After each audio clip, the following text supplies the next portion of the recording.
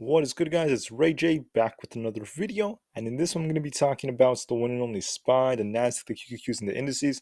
Break down what's going on with the charts right now, what's happening with this debt ceiling that's driving so many people mad. I'm going to break down what's happening with these politicians, what they're saying now, and how this is affecting the markets. Before I break anything down about the news that's coming out, how it could affect the markets moving forward, what you should be watching for, I do have to mention a couple of things before starting.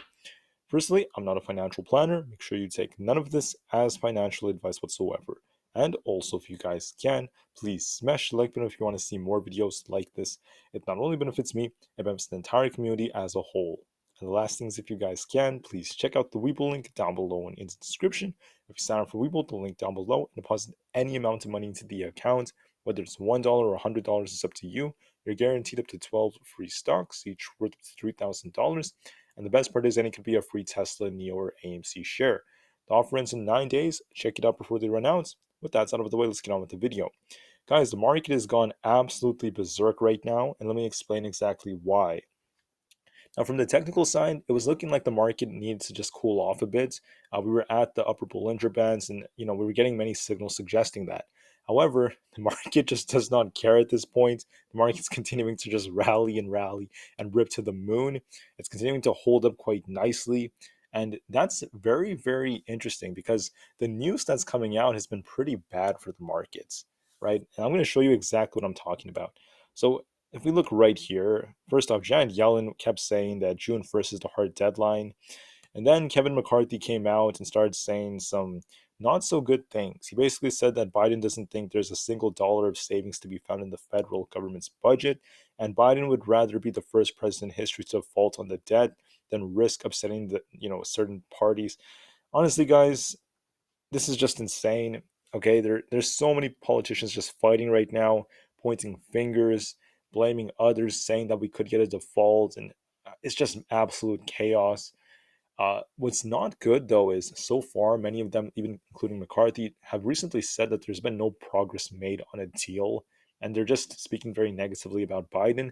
Biden is also saying that he's not willing to negotiate with every single one. I'm sorry, not negotiate, accept every single one of the requirements that the Republicans are throwing at him. And it's just complete madness, okay? With the news that came out, okay, when this came out, I was anticipating that this could slow the markets down. However, the market just does not seem to care. The market is just so fixated and so convinced the debt ceiling is going to be raised. So far, it has not happened as it keeps on being delayed. And despite that, the market's still very resilient and is continuing to be bought up. I also believe that this is going to be used as a trap for lots of people because the markets are going to continue to pump. They're going to continue to hold these levels. Could they cool off just a little bit? Sure, but it's just going to be very minor, is what I'm starting to think. And the market believes there's just going to be another debt ceiling limit raise, and it's just going to pump the markets a little bit longer. Why is this a trap? It's basically going to just try to turn everyone bullish, very, very bullish, before all of a sudden the shorts pile in, they start entering at the very top, and they start to reverse the market again later on. But I want to break down something else that's important. I mean, continuing, even just very recently today, Kevin McCarthy said that the president, excuse me, needs to be more serious. They're almost about to default, and he's blaming the other party, and the same thing's happening on the other side. I mean, there are other people on the Democratic side just attacking the Republicans, and the same thing is going on back and forth with each of the parties. I'm really just in the middle. I don't really like any dirty politics or anything like this, and it's just really throwing the market off course. A lot of this news has been very negative, though. That's the thing about it. First, McCarthy is saying that we might see Biden end up causing a default, and then other people are just attacking others. Then Janet Yellen came out and said that she's writing to note that we estimate that it's highly likely the Treasury will no longer be able to satisfy all of the government's obligations if Congress has not acted to raise or suspend the debt limit by early June. And we're almost there, potentially as early as June 1st. We're almost there. We're just a little over a week away. Okay, and Janet Yellen is screaming, there won't be any money left. We're going to default. There's going to be an even worse recession. The recession is going to be exemplified, right? It's going to be exasperated. It's going to be much worse, and millions of people are going to lose their jobs. It's about to get ugly. Janet Yellen is warning us we have very limited time. And when I saw news like this, I just started to, worry that this would have a negative effect on the markets. But so far, the market just doesn't care about the current news. The market believes we're going to get that debt ceiling raise. And here's what I'm seeing. Okay, I believe the market is just holding them quite nicely. We could, cool off a little bit, just like how we have an indecision candle today. We did cool off a little on SPY. SPY did hit the 417s, but then it bounced back. A small cool off is very possible, but I'm anticipating we're just going to hold these levels for now. And then if there's a debt ceiling deal, okay, between now and June 1st, the market, it could still explode one more time, get the final top. Uh, could it be like a buy the rumor, sell the news event? That's very possible. But we could be making or being set for another big push up once the deal comes out. But if they don't get the deal done by June 1st, if they have to delay the deadline, that could be bearish for the markets too. By June, by the time June comes, that could also happen. We still have a lot of sell signals developing on the QQQ for like the longer time frame. Let me just show you what I'm talking about. If you look at our MECD and also on the RSI, it's still going on this way. You could see this on the charts for now. There is still technically a bearish divergence on the RSI and the daily chart. Right over here, that's developing. There's no guarantee it's fully developed yet. There's no guarantee it's gonna, cause us to crash tomorrow or anything like that. But I want to note that it's still valid technically. Also on the MECD, you could see it right here. This decline relative to the price. On the 1 hour time frame, you can see this that's developing. Let me zoom out a little bit more. So right here, there's quite clearly this another divergence that developed right here. So if you look at the MACD, it was actually a lot higher where the signal line is right here, a little bit higher than where the peak was right here. And then the RSI was around 79, almost 80 basically. And then during the peak that we saw, the most we saw the RSI reach was around 79. We did not really see 80 on the 1 hour time frame. But besides that, I mean, we're still basically forming a divergence, especially on the MECD. On smaller time frames, it's still developing. We're still in the process of developing it. There's no guarantee it's going to play out tomorrow. And I just want to note that there is going to likely be a rug pull in the future. It just may take a while. But until then, the market's just going to react to this whole debt ceiling news. Now, for the data coming out for the markets, we had a lot of Fed speakers who were being hawkish again, saying that interest rates will likely have to either stay as is for a long period of time or they may have to raise us even more. That's the opposite of what the market's pricing in, which is the Fed cutting very soon. For tomorrow, we have Logan speaking, then we have a lot of crude oil data. The PMI reports coming out, so expect lots of volatility during the first 15 to 30 minutes. And finally, as far as earnings goes, we have Lowe's and Dick's Sporting Goods, sorry guys, for Tuesday alongside AutoZone. And then for Wednesday, we have NVIDIA. It's going to be a big one.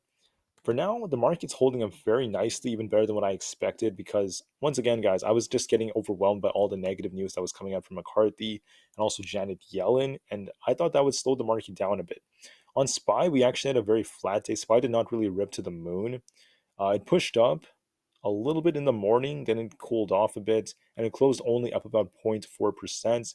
We had a big red bar right over here, but it did base around this 417 area, so it is showing some signs that momentum is slowing down just a little bit, but there's no guarantee that the momentum is going to continue to slow down, because if they get the deal done at any given moment, the market could still rip to the moon. If SPY breaks this 420 resistance, if it breaks and holds it, it's going to fly to 425 to 426. Okay, it all depends on the deal.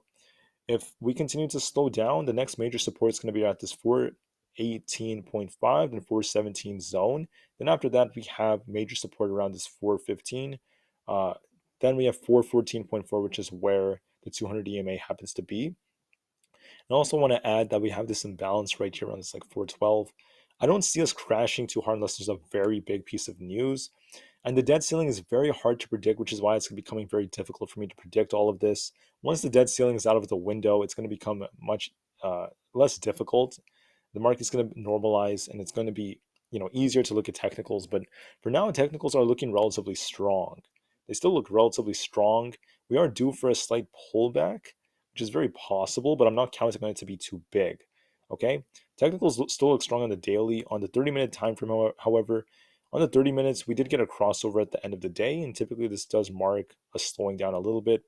We could see SPY retest 417 or so, and the 417s are a little lower before trying to push right back up to about 420. And it's just continuing to chop around in the zone. It's been doing this for the last couple of days.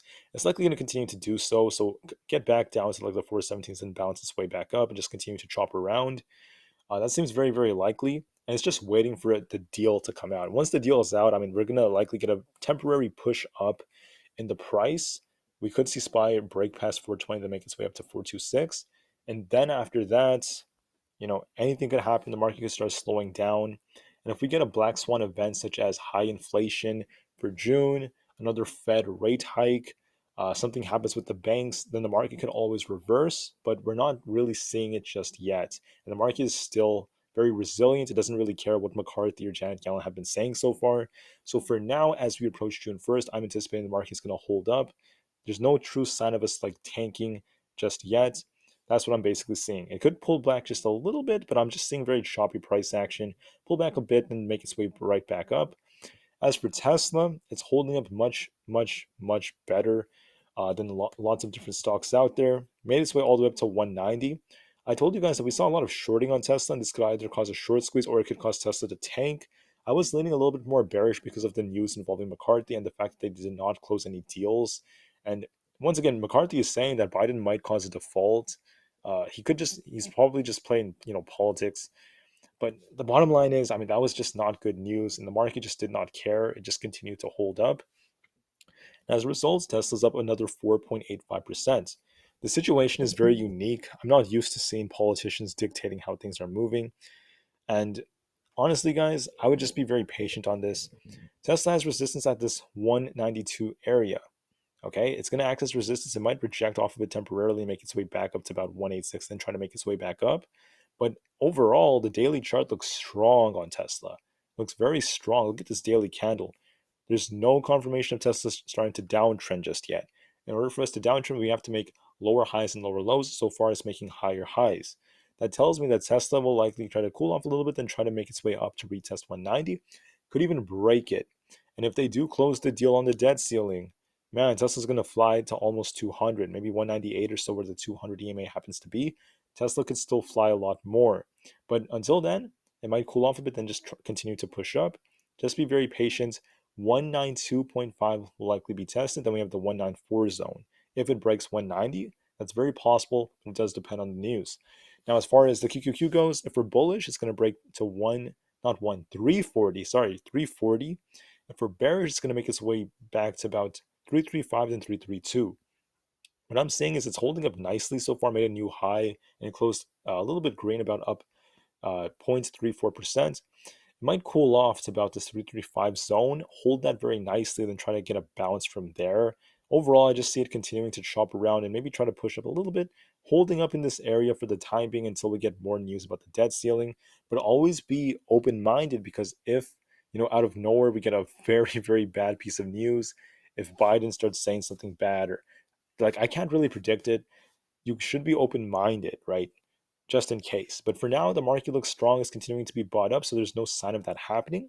And as long as we don't get a super horrible piece of news, for now the market's most likely going to hold up, and we're most likely going to see it just remain very choppy but maintain these highs for the time being. As far as many different stocks go, NIO is up like almost 9%. It's going to make its way up to $9 very soon, after China announced that they're going to be holding lending rates and not really raising them.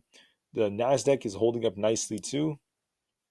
It was forming a bearish divergence, but that ended up not playing out. It just continues to hold.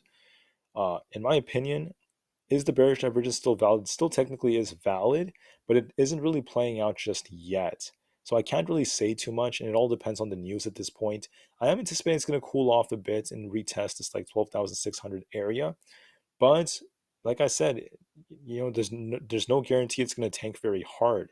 Could just be a small little like pullback, just like how we had it right here, testing 12,600 before it continued to go.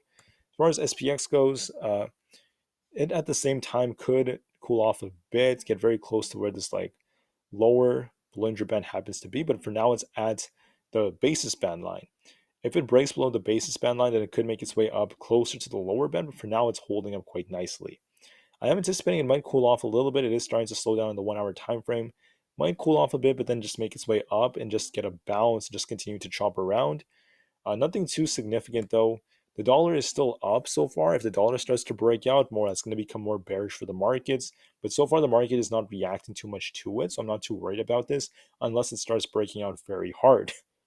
For the SQQQ, this thing still has a bullish divergence that has been developing right over here, but right now I'm not really seeing too much going on with it. It's just going to be dictated by the QQQ. For Coinbase, this was even stronger than what I expected. Very, very nice break to the upside, right? It did go down to the low. I was talking about this 56 area. I told you if it broke below this, expect this thing to come down to 54. If that failed, we're going to see the mid 140s pretty quickly. Instead, it got squeezed to the upside after the bullish news that came out, and it's continuing to hold up very, very well. Now, momentum is going to slow down a bit, so I don't expect it to fly to like 65.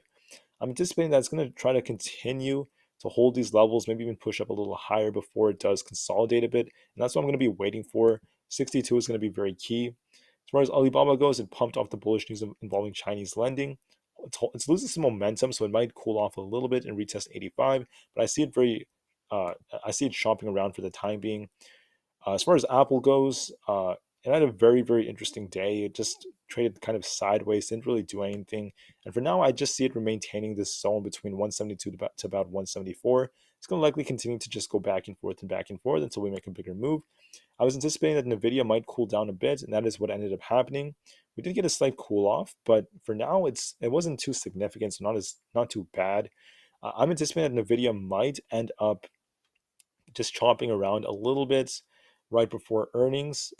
Then it might start to push up a little tomorrow too, depending on how the market performs.